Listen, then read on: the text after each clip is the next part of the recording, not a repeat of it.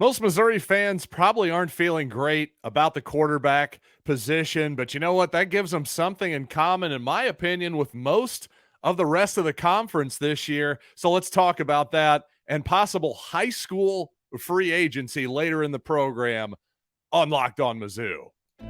You are Locked On Mizzou, your daily podcast on the Missouri Tigers, part of the Locked On Podcast Network, your team every day.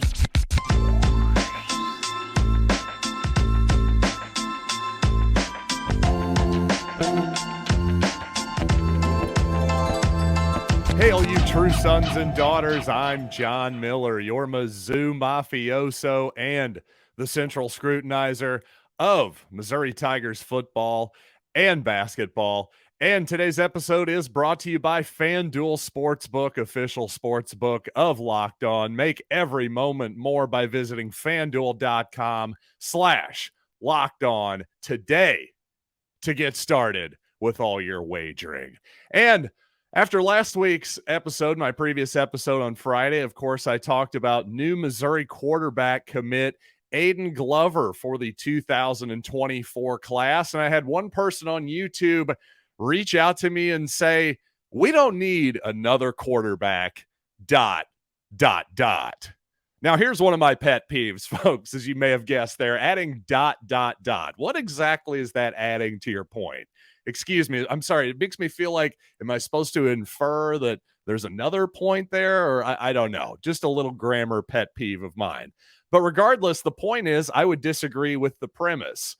No, I think Missouri very much does need another quarterback, at least one quarterback, I would say, in every high school cycle at the very least, on top of probably taking a transfer quarterback in a lot of years as well, especially when you don't have a surefire starter at quarterback who's in the top half of the league, a guy who's at least Drew Lock or James Franklin. Doesn't necessarily have to be Brad Smith or Chase Daniel, but somebody week one, who's going to take that first snap regardless of injury. Well, if you look at the Locked On Podcast Network, well, last week I showed you some of our network's rankings for this offseason throughout the SEC. Well, me and my colleagues did a rankings of the quarterbacks in the Southeastern Conference. Well, the top 5 is kind of interesting. You look at number 1, KJ Jefferson from Arkansas. Number 2, Jaden Daniels, a former Missouri target back in the day of LSU. Now at this point, and number 3, interestingly, is an or. It's Carson Beck or Brock Vandergriff at the University of Georgia. Now that right there, obviously you expect Georgia is going to recruit 4- and 5-star quarterbacks each and every year out of their high school cycle. So of course, I'm sure Carson Beck or Brock Vandergriff, I'm sure they have great talent. But you know what? Jake Garcia has a lot of talent too. Sam Horn has an absolute ton of athletic talent as well. And yet none of those guys are guaranteed starters. So why are we just assuming that these Georgia guys are going to step in and be awesome? The thing is, I think Georgia is going to be good regardless of how good their quarterback situation is. But obviously, if you're going to have at least a Stetson Bennett quality at that position, well, you're looking at the favorites to win the title. Once again, I just don't think we should be assuming so much. Don't get me wrong, Georgia's obviously has earned the benefit of the doubt in terms as a football program. But at the quarterback position, I think there's a little bit to question there. I'm not saying that they've been horrible at that position. I just don't think that they deserve as much assumptions as they're getting right now. For instance, Spencer Rattler doesn't make the top 5 here. And while Rattler has certainly been an up and down player in his career, to me, I'd give him more benefit of the doubt than I would a guy who really hasn't taken a snap this year. Or your number 5 position, another or position here in the top 5, Joe Milton of Tennessee, or Nico. I don't really know how to pronounce your name here. That's what I'm going to go with there. Iamaleava.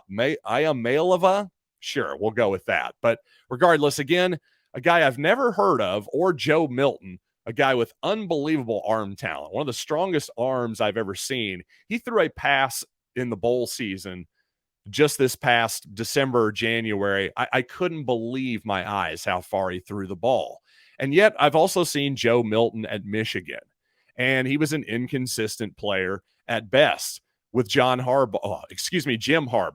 Got my Harbaugh brothers mixed up there for a second. But the point is, once you really get into this list, you dive even deeper and deeper into this list. And my colleagues actually have Brady Cook down at 13th out of 14 players in the conference. Actually, more players than that when you consider that, well, apparently some of my colleagues would be happier with whoever Tennessee or Georgia's backup is over Brady Cook. Same thing with Alabama as well. Why is Jalen Milroe, for instance, getting the benefit of the doubt? We've seen nothing from him in terms of production yet. I just think that Brady Cook is getting not only dismissed apparently by Missouri fans, but apparently the rest of the conference as well. To put AJ Swan ahead of him from Vanderbilt, for instance. Listen, Swan had some impressive moments last year, but he also had some moments like Brady Cook that showed his inexperience, some bad interceptions, some happy feet, all that good stuff. And to me, Robbie Ashford or Peyton Thorne of Auburn being 2 spots ahead of Brady Cook is kind of patently absurd, to be honest. We saw Robbie Ashford against Missouri last season in a short period of time last year, and frankly, Ashford could do almost nothing throwing the football. I just didn't see it from him at all, and I didn't see it in his film leading up to the Missouri game either, that he was going to somehow be able to even move the ball effectively at all against what was a very above average Missouri defense. So again, the point here is I guess we can quibble with these 1 to 13 rankings. I'm not going to sit here and tell you that I think Brady Cook should be in the top 5 or anything like that. If I'm Spencer Rattler, I've probably got a chip on my shoulder a little bit. But at the same time, I think a lot of these guys are a lot more similar. Connor Weigman at Texas A&M, what has he proven? Devin Leary at Kentucky, what has he proven? My point is, I think we're seeing some of these guys who maybe haven't failed in any serious way yet, getting the benefit of the doubt because people just feel like they know what they have in Brady Cook. I'm not so sure about that. I'd love to see him with a healthy shoulder for this entire 2023 and with a different look, a different offensive coordinator, because once the keys were taken away from Eli Drinkwitz last season, actually Brady and the whole offense got much better. So to me, if you're looking at that ranking for me and my colleagues here at Locked On and Brady's the 13th supposedly best starting quarterback in the league, well, I for one don't agree with that. And number 2, I think the difference between 13 and even number 5, I don't think is very much in this league right now. And coming up, Missouri basketball is now officially out on a big 2024 target on the basketball court. And also Isaiah Mosley. Is it a fair criticism to say that he was too ISO heavy last year? Well, let's talk about that. But first, I want to tell you about FanDuel, the sports book of the NBA. And you need to make your way to FanDuel right now because new customers get a no sweat first bet up to $2,500. That's right, $2,500 back in bonus bets if your first bet doesn't win. And while, yes, the NBA is finished, the draft is coming up, plenty of futures there. Also, the St. Louis Cardinals this afternoon. Jack Flaherty taking the mound about 3 o'clock, minus 146 on the road for the Cardinals. I don't know if I'd go that far. I think I'd stay away there. But regardless of what you're into, there's no better place to bet on all the baseball action and all the NBA draft futures as well than America's #1 sports book. So visit FanDuel.com/lockedon and get a no sweat first bet up to $2,500. That's FanDuel.com/lockedon. FanDuel, official sports betting partner of the NBA. Thanks for making Locked On Mizzou your first listen every day. And a shout out to everydayer John Berger, who I neglected to mention. He actually was the first person who helped me piece together the information about, hey, who were the Tigers who won NBA championships before Michael Porter Jr. So again, John, sorry I failed to mention you the first time there. Also, shout out to another guy who's been a longtime listener. Ryan says, fun fact, I thought I'd point out that since you've mentioned a couple times about Tigers winning NBA titles, I know he didn't graduate from Mizzou, but Wayne Krecklow, the old volleyball coach for the Tigers, won an NBA title with the Celtics in 1981. So, hey, there you go. Another Mizzou connection with a ring there. I also believe Larry Drew won an NBA championship with the Cleveland Cavaliers back in 2016 as an NBA assistant as well. So there you go, closing the loop on all that good stuff. I will say, if I do occasionally maybe mention or forget to mention your YouTube comments, something like that, please forgive me, folks, because again, I took 9,300 steps yesterday on a broken foot. And the point is, I'm going to try going for sympathy here. My point is, I'm a busy guy. I'm moving around a lot. I'm not going to see every single comment. It's just not going to happen. So forgive me if that occasionally slips through the cracks. But regardless, back to Missouri here. We got to talk a little basketball because Jarin Stephenson, a guy that Missouri had been trying to get to reclassify to the 2023 class, well, he decided to stay in 2024, play out his last season of high school basketball.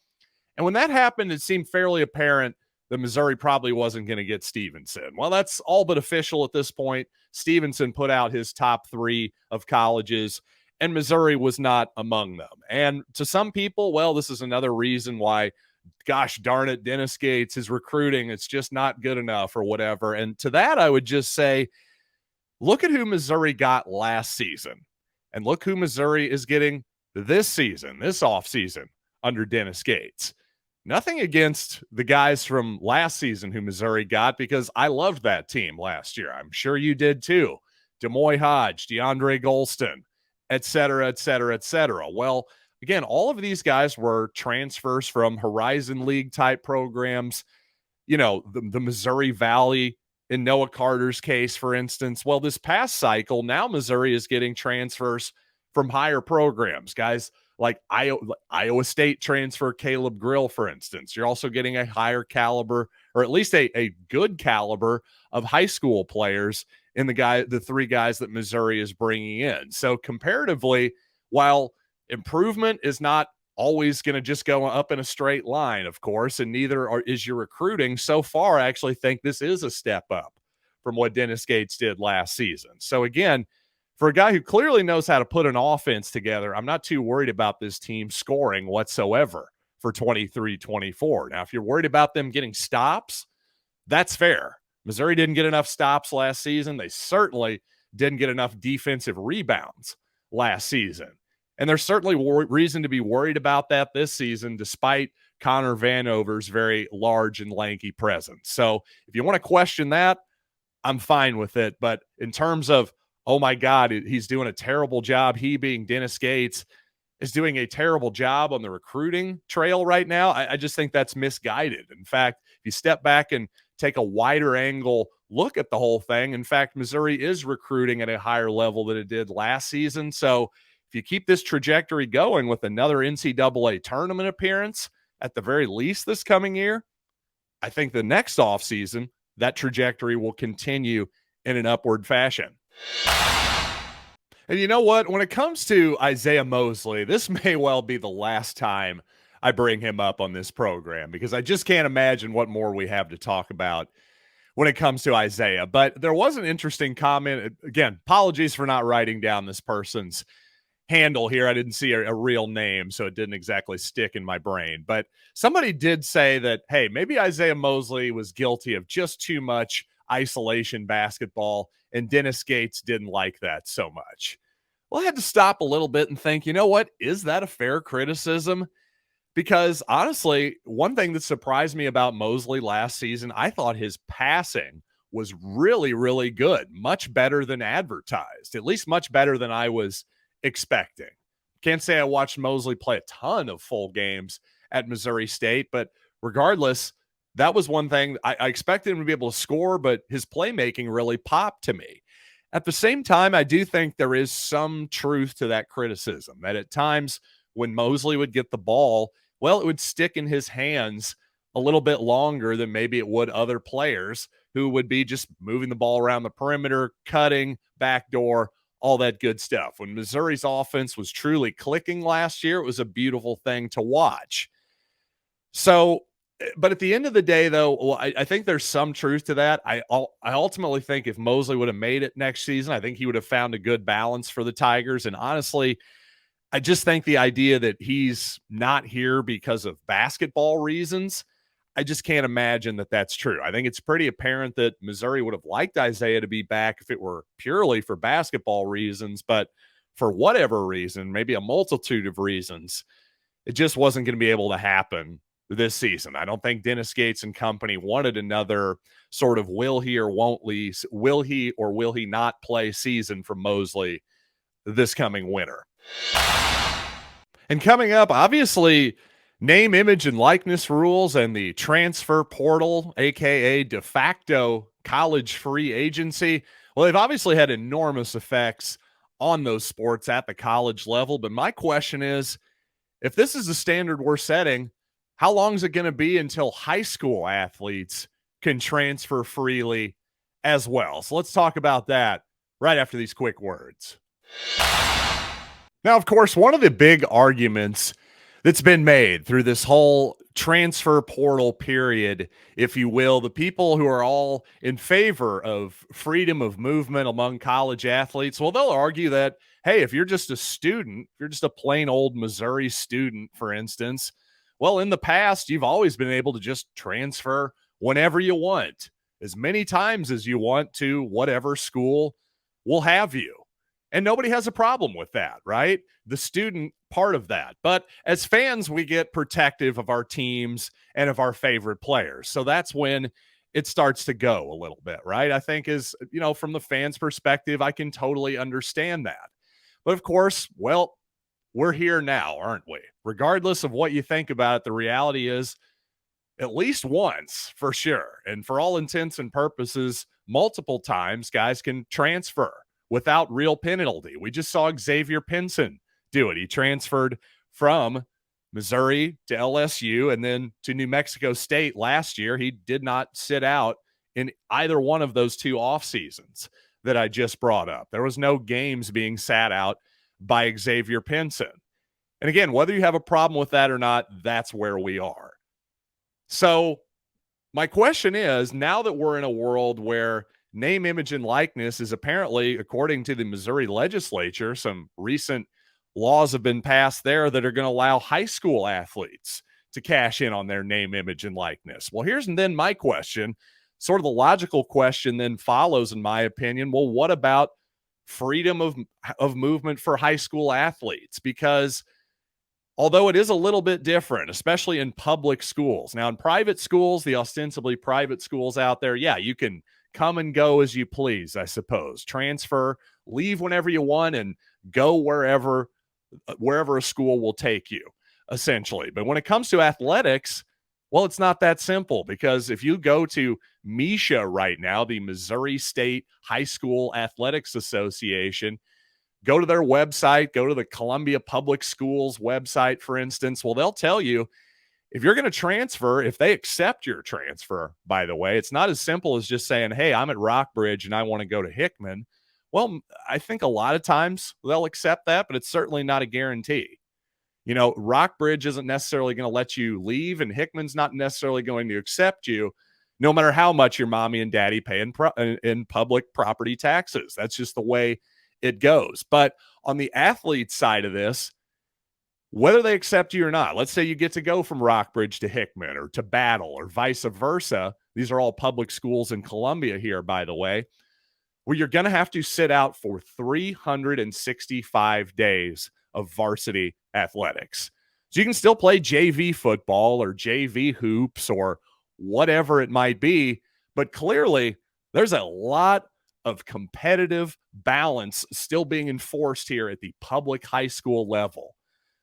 My question is, how long is that going to happen? Isn't that a really interesting juxtaposition, especially in a world where, let's be real, let's not get deep into our big political debate here, but there are some people that feel like minors should be able to do a lot of different things that they used to not be able to do.